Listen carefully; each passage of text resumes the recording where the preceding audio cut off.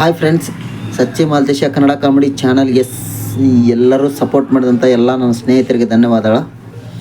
ಇವತ್ತೇನಪ್ಪ ವಿಚಾರ ಅಂದ್ರೆ, ತುಂಬ ವರ್ಷಗಳಾದಮೇಲೆ ನಮ್ಮ ತಂದೆ ಆಸ್ತಿ ನನಗೂ ಅರ್ಧ ಎಕರೆ ಜಮೀನು ಸಿಕ್ತು. ನಾನು ಇನ್ನು ಮುಂದೆ ವ್ಯವಸಾಯ ಮಾಡ್ಬೇಕಂತ ತೀರ್ಮಾನ ಮಾಡಿ ಈ ವರ್ಷ ನನ್ನ ಹೊಲಕ್ಕೆ ಗೋವಿನ ಜೋಳ ಬಿತ್ತಿದ್ದೆ. ಬಿತ್ತಿ ಒಂದು 15 ದಿವಸ ಆತು, ಮಳೆ ಬೇರೆ ಕೈ ಕೊಡ್ತು. ಈ ಪೈಕಿಗೆ ನೀರು ಬೇಕಾಗಿತ್ತು, ತುಂಬ ಬೇಕಾಗಿತ್ತು. ನಮ್ಮದು ಬೋರ್ವೆಲ್ ಒಂದೈತಿ, ಆದ್ರೆ ನಮ್ಮ ಕಾಕರ 4 ಜನ ಇರೋದ್ರಿಂದ ಎಲ್ಲರಿಗೂ ನೀರು ಅವಶ್ಯಕತೆ ಇತ್ತು. ಆದರೂ ಕೇಳ್ಕೊಂಡು ಏನೋ ಮಾಡಿ ನೀರು ಹಾಸ್ಕೊಳಕ್ಕೆ ಟ್ರೈ ಮಾಡಿದೆ. ಅವತ್ತೇನು ಮಾಡಿದೆ ಅಂದ್ರೆ, ಹೊಸ ಪೈಪು ಮತ್ತು ಜಟ್ಟು ಎಲ್ಲ ತೊಗೊಂಡು ಬಂದೆ. ನಮ್ಮ ತಮ್ಮಂದು ತುಂಬ ಸಹಾಯ ಆಯ್ತು. ಯಾಕಂದರೆ ಎಲ್ಲ ಪೈಪ್ ಜೋಡಿಸೋ ಮುಂದೆ ಅವನು ಬಂದು ನನಗೆ ಸಪೋರ್ಟ್ ಮಾಡ್ದ. ಮತ್ತು ಇನ್ನೊಬ್ಬನು ನಮ್ಮ ಮಳೆ ಅವನು ಗಾಡಿ ಒಳಗೆಲ್ಲ ಪೈಪ್ ಹೇರ್ಕೊಂಬಂದು ಅವನು ಕೂಡ ನಮಗೆ ಭಾಳ ಸಪೋರ್ಟ್ ಮಾಡ್ದ. ಎಲ್ಲ ಜೋಡ್ಸಕ್ಕೆ ಹತ್ತಿದ್ವಿ, ಜೋಡಿಸಿದ್ವಿ. ಪೈಪೆಲ್ಲ ಜೋಡಿಸ್ಕೊಂಡು ನೀನು ಹೋಗಪ್ಪ ಬೋರು ಚಲೋ ಮಾಡು ಅಂತಂದು ಹೇಳಿದ್ರು. ಹೊಂಟಿದ್ದೆ. ನೋಡೋಣ ಅಂತಂದು ನಾನು ಒಂದು ಸೆಲ್ಫಿ ತೊಗೊಂಡೆಪ್ಪ. ಸೆಲ್ಫಿ ತೊಗೊಂಡು ಗಾಡಿ ತೊಗೊಂಡು ನನ್ನ ಬೋರ್ ಚಾಲೂ ಮಾಡೋಕೆ ಕಳಿಸಿದ್ರು.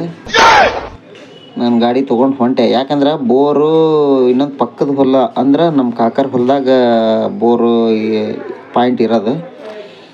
ಅಲ್ಲಿವರೆಗೂ ಗಾಡಿ ತೊಗೊಂಡು ಹೋದೆ. ಇಲ್ಲಿ ಐತೆ ನೋಡ್ರಿ, ಇದೇ ಪಾಯಿಂಟ್.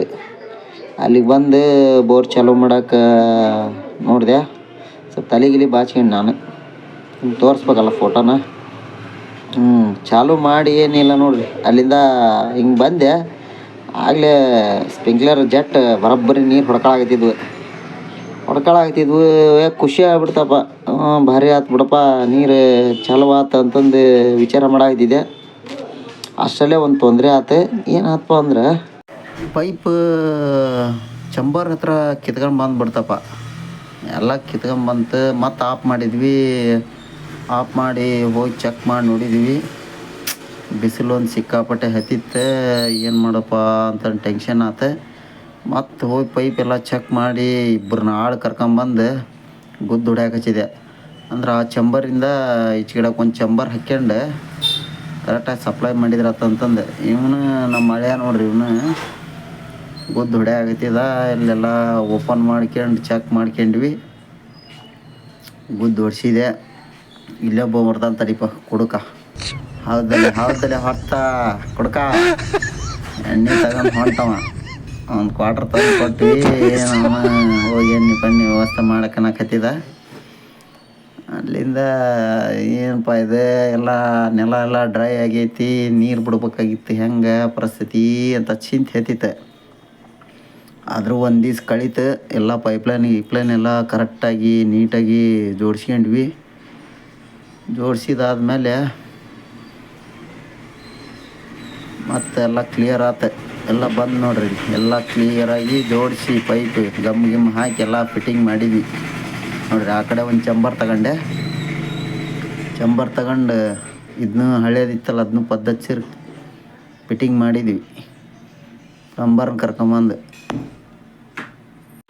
ಅಂದ್ರೆ ಲೀಕೇಜ್ ಹಾಕತ್ತೇನ ಅಂತಂದು ನೋಡಿದ್ವಿ. ಎಲ್ಲ ಮುಚ್ಚಿದ್ದಿಲ್ಲ, ಇನ್ನೂ ಮಣ್ಣು ಹಾಕಿರಲಿಲ್ಲ. ಯಾಕಂದ್ರೆ ಲೀಕೇಜ್ ಆಗತ್ತೇನ ಅಂತ ನೋಡೋಣ ಅಂತ ಬಿಟ್ವಿ. ಮತ್ತು ಹಚ್ಚಿದ್ವಿ ನೀರು. ಬರೋಬ್ಬರಿ ನೀರು ಹೊಡ್ಕೊಳಾಗತ್ತಿದ್ವು. ಅವಾಗ ಸಮಾಧಾನ ಆತಪ್ಪ. ಒಂದು ಸ್ವಲ್ಪ ಮಳೆ ಬರ್ಲಿದ್ದಕ್ಕೆ ನೀರು ಬಿಟ್ವಿ. ಅದಾದಮೇಲೆ ಮತ್ತು ನಮ್ಮದು ಒಂದು ಸ್ವಲ್ಪ ದಿವಸ ಆದಮೇಲೆ ಗೊಂಜಾಳ ಈ ಲೆವೆಲಿಗೆ ಬಂತು. ಮೊಣಕಾಲಿಗೆ ಎಲ್ಲ ಕಳೆ ಎಲ್ಲ ಸ್ವಚ್ಛ ಕ್ಲೀನಾಗಿ ತೆಗಿಸಿ ಗೊಬ್ಬರ ಅದನ್ನ ಹಾಕಿದ ತಕ್ಷಣ ಮತ್ತು ಈ ರೇಂಜಿಗೆ ಬಂತು. ಇಲ್ಲಾದ ಮೇಲೆ ಮತ್ತೊಂದು ಸ್ವಲ್ಪ ದಿವ್ಸ ಹೋದ್ಮೇಲೆ ಮತ್ತು ಗೊಬ್ಬರ ಅದನ್ನೆಲ್ಲ ಕೊಟ್ಟ ಮೇಲೆ ಈ ಥರ ಬಂದೈತೆ ನೋಡ್ರಪ್ಪ ನಮ್ಮ ಪೀಕ್. ಏನೋ ಫಸ್ಟ್ ಟೈಮ್ ಈ ವರ್ಷ ರೈತ ಆಗಿ ನಾನು ಇಷ್ಟು ಬೆಳೆದಾನೆ. ಈಗೆಲ್ಲ ತೆನಿ ತೆಗೆದೈತಿ. ನೋಡೋಣ ಇದ್ರದ್ದು